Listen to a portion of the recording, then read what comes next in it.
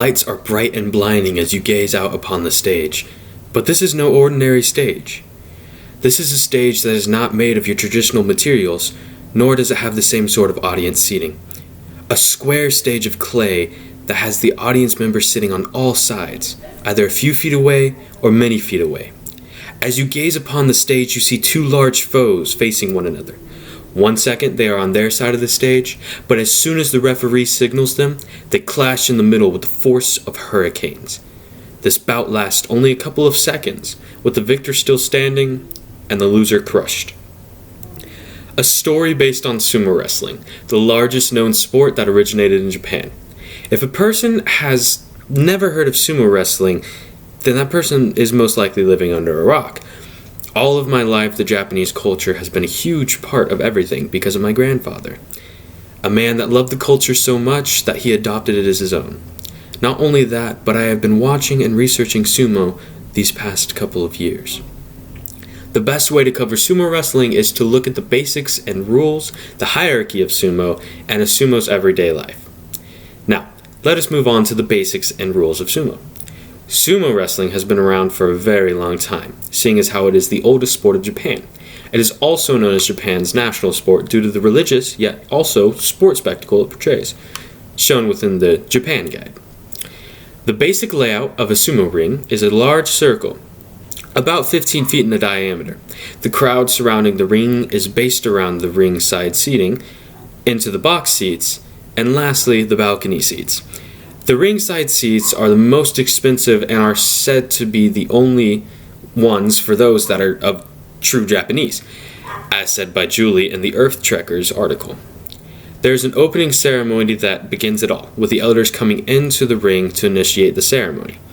Each wrestler has their hair up in a top knot as a way to keep a tradition. Once this is done, then the bouts begin. But there is a setup the sumos go through before the fight. They start by getting into their corners and lifting their legs, then slamming them back down onto the ground, thereby attempting to frighten their opponent. Once this is finished, they proceed to go into their designated side of the ring and drink water from a ladle to cleanse themselves, and then to throw salt into the ring to purify the ring. They may even repeat this up to 3 times, and this ritual generally takes around 5 minutes to complete before the actual fight, which may end in a matter of seconds. There are 3 different ways to win a sumo bout, and none of them are easy for the average person. The first and most used way is to simply push your opponent outside of the ring.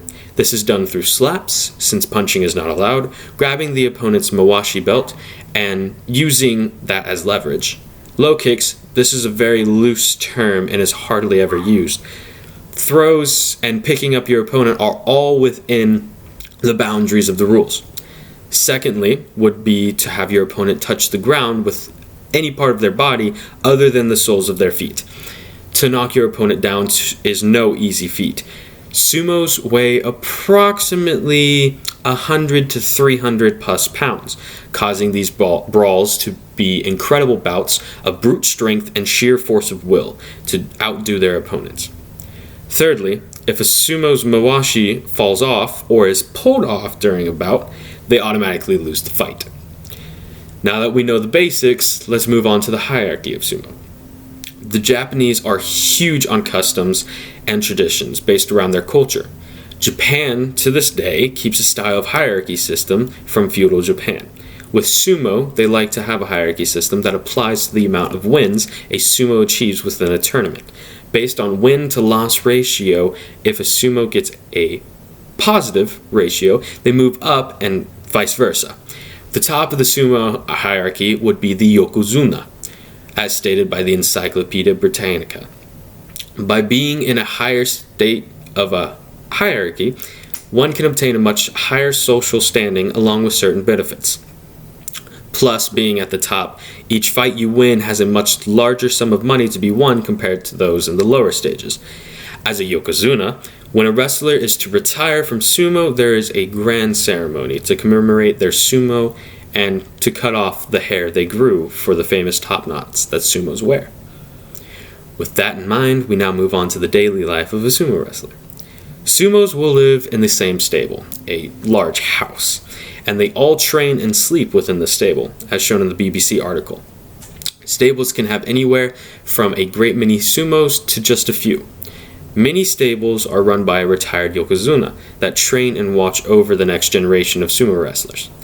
Every day, sumos will wake up and immediately start training, whether that be with weightlifting, stretching, practice matches with one another, and so on. After each session of training, they will all get together, clean the training space, and start to cook their meal together. The traditional meal that all sumos eat is known as chankonabe, otherwise known as the sumo stew. They will eat up to 10 bowls per sitting, that's about 10,000 calories, as said in the BBC article. Weight is a big thing. Because there is no weight limit to sumo, one may find themselves being about 100 pounds heavier than someone else. After they eat, they rest or simply sleep to add a couple extra pounds, and then they do it all over again. Both a few hours at a time. With the end near, there are a couple things that one can take away from this.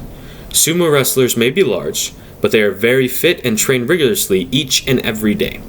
All the basics and rules of sumo so that you may now be able to watch sumo match and truly understand what is happening. The hierarchy-based system of sumos showing their skill and overall abilities in the ring, along with the everyday life of a sumo and what they must deal with on a daily basis. If you have not watched sumo before, why not go watch it now, seeing as how you understand how it works, and you may be able to enjoy it.